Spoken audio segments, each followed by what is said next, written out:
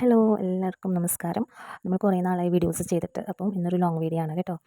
വെക്കേഷനൊക്കെ ആവാനായി. അപ്പോൾ എനിക്ക് മക്കളോട് പറയാനുള്ളത്, നമ്മൾക്ക് ഇഷ്ടമുള്ള സാധനങ്ങൾ നമുക്ക് തന്നെ തയ്യാറാക്കി കഴിക്കാനായിട്ട് അറിയണം.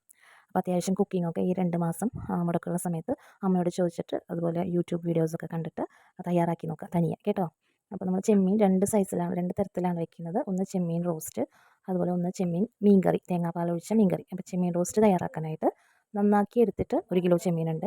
അതിനകത്തേക്ക് അത്യാവശ്യം ഉപ്പ്, മഞ്ഞൾപ്പൊടി, പിന്നെ 2-3 സ്പൂണോളം കാശ്മീരി മുളക് പൊടി ചേർക്കുന്നുണ്ട്. എൻ്റെ വളരെ ചെറിയ സ്പൂണാണ് കേട്ടോ. അതിലൊരു 3 സ്പൂണോളം ചേർത്തിട്ടുണ്ട്. കുറച്ച് വെളിച്ചെണ്ണയും കൂടെ ഒഴിച്ചിട്ടുണ്ട്. കൈകൊണ്ട് തന്നെ നല്ലോണം തിരുമ്മി മിക്സ് ചെയ്യാനായിട്ട് ശ്രദ്ധിക്കുക. മസാല പിടിക്കണില്ല അല്ലെങ്കിൽ പിരിഞ്ഞ് വരുന്നു എന്നൊക്കെ തോന്നുകയാണെങ്കിൽ മാത്രം 1 ടേബിൾ സ്പൂൺ വെള്ളം ചേർക്കാം. എന്നിട്ട് നല്ലോണം മിക്സ് ചെയ്ത് അവിടെ എടുത്ത് വയ്ക്കുക. റെസ്റ്റ് ചെയ്യാൻ അധികം വെക്കേണ്ട ആവശ്യമില്ല. അപ്പോൾ തന്നെ നമുക്ക് വറുത്തെടുക്കാം കേട്ടോ. പിന്നെ ചെമ്മീൻ നന്നാക്കിയൊക്കെ എടുത്ത് വരുമ്പോൾ നമ്മുടെ കിച്ചണാകെ വീടിൻ്റെ ഉള്ളിലാകെ ഒരു വല്ലാത്തൊരു മണം ഉണ്ടാവും. അപ്പോൾ നമ്മൾ ചെമ്മീൻ നന്നാക്കി എടുത്തതിന് ശേഷം വേസ്റ്റൊക്കെ കൊണ്ട് പുറത്ത് കളഞ്ഞതിന് ശേഷം പുൽത്തൈലോ അങ്ങനെ എന്തെങ്കിലും ഉപയോഗിച്ച് കിച്ചൺ ആദ്യം തുടച്ച് കൗണ്ടർ ടോപ്പൊക്കെ തുടച്ച് വൃത്തിയാക്കിയതിന് ശേഷം ഈ വക പണികളൊക്കെ തുടങ്ങുകയാണെങ്കിൽ നമുക്കൊരു ഫ്രഷ്നെസ് ഉണ്ടാവും കിച്ചൻ്റെ ഉള്ളിൽ.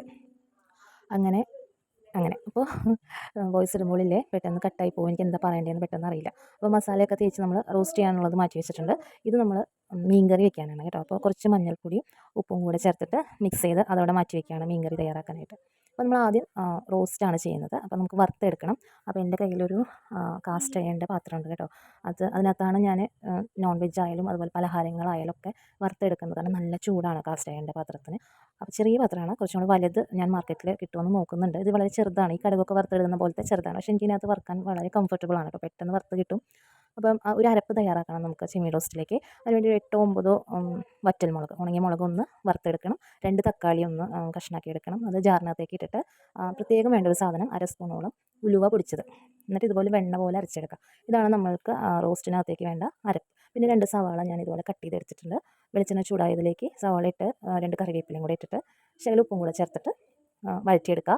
കുറച്ച് മഞ്ഞൾപ്പൊടി, അതുപോലെ മല്ലിപ്പൊടി, പിന്നെ ഗരം മസാലയുടെ പൊടി. മുളക് പൊടി വേണ്ട, കാരണം നമ്മുടെ അരപ്പിനകത്ത് അത്യാവശ്യം എരിവുണ്ട്. അപ്പോൾ മല്ലിപ്പൊടിയും ഗരം മസാലയുടെ പൊടിയും മാത്രം മതി. ഈ ഒരു സ്റ്റേജിൽ വേണമെങ്കിൽ നിങ്ങൾക്ക് ഇഞ്ചി വെളുത്തുള്ളി പേസ്റ്റ് ചേർക്കാം. എൻ്റെ കയ്യിലില്ലായിരുന്നു, അതുകൊണ്ട് ഞാൻ ചേർത്തിട്ടില്ല കേട്ടോ. ഇഞ്ചി വെളുത്തുള്ളി പേസ്റ്റ് ചേർക്കാം. എന്നിട്ട് നന്നായി വഴണ്ടി വരുമ്പോൾ ഇതുപോലെ അരപ്പ് ചേർക്കുക.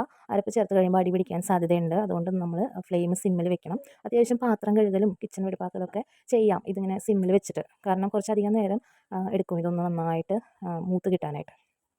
ഫ്ലെയിം ഒരിക്കലും ഹൈ ഫ്ലെയിമിൽ വെക്കരുത്.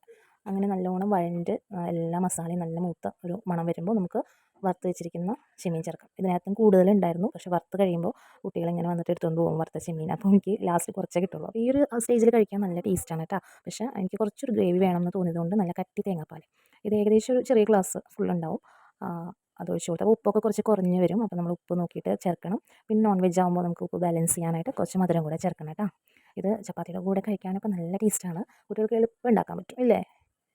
ഇത് ഒരുപാട് പാടൊന്നുമില്ല, എളുപ്പം തയ്യാറാക്കാൻ പറ്റുന്ന നല്ലൊരു ചെമ്മീൻ റോസ്റ്റ്. അപ്പോൾ ഇത്രയേ ഉള്ളൂ. ഇതിനി ഫ്ലെയിം ഓഫ് ചെയ്ത് വെക്കാം. തനിയെ ഇരുന്ന് കുറുകി വരും കേട്ടോ. തേങ്ങാപ്പാലൊക്കെ ചേർത്തിട്ട് നല്ല ടേസ്റ്റാണ് കഴിക്കാൻ. ഇനി മീൻ കറി വെക്കാം. ഒരു ചട്ടി അടുപ്പത്തേക്ക് വെച്ചിട്ട് വെളിച്ചെണ്ണ ഒഴിച്ചിട്ട് ചെറുള്ളിയും 2 പച്ചമുളകും കൂടെ മൂപ്പിച്ചെടുക്കുക. 2 കുടംപുളിയും കൂടെ ചേർത്തു. ഇതിനകത്തേക്ക് നമ്മൾ മല്ലിപ്പൊടി ചേർക്കുന്നില്ല. ഉപ്പും മഞ്ഞൾപ്പൊടിയും മുളക് പൊടി. ഉപ്പ്, മഞ്ഞൾപ്പൊടി, മുളക് പൊടി സാധാ മുളക് പൊടിയാണ്, കാശ്മീരി മുളക് പൊടിയല്ല. അപ്പോൾ ചട്ടി നല്ലോണം പുകഞ്ഞ് വരുന്നുണ്ട്. അപ്പോൾ നമ്മൾ കുറച്ച് വെള്ളം ഒഴിച്ച് കൊടുക്കുകയാണ്. വെള്ളത്തിൽ കിടന്നിട്ട് ചെമ്മീൻ വേവണം. ചെമ്മീൻ അത്യാവശ്യം വേവുണ്ട്. അപ്പോൾ ഉപ്പൊക്കെ ചേർത്തിട്ട് നമ്മൾ ഉപ്പും മഞ്ഞൾപ്പൊടിയും പുരട്ടി വെച്ചിരിക്കുന്ന ചെമ്മീൻ അതിനകത്തേക്ക് ഇട്ട് ഹൈ ഫ്ലെയിമിൽ തന്നെ വെച്ച് വേവിക്കുകയാണ്. ഈ വെള്ളം നന്നായി വറ്റി കുറുകി വരണം. അതിനനുസരിച്ച് ചെമ്മീൻ വെന്ത് വരും. അപ്പോൾ നമ്മൾ ഓൾറെഡി ചെമ്മീനിൽ ഉപ്പ് പുരട്ടി വെച്ചിട്ടുണ്ടായിരുന്നു. പിന്നെ വെള്ളം ഒഴിച്ചപ്പോൾ നമ്മൾ കുറച്ചും കൂടെ ചേർത്തു.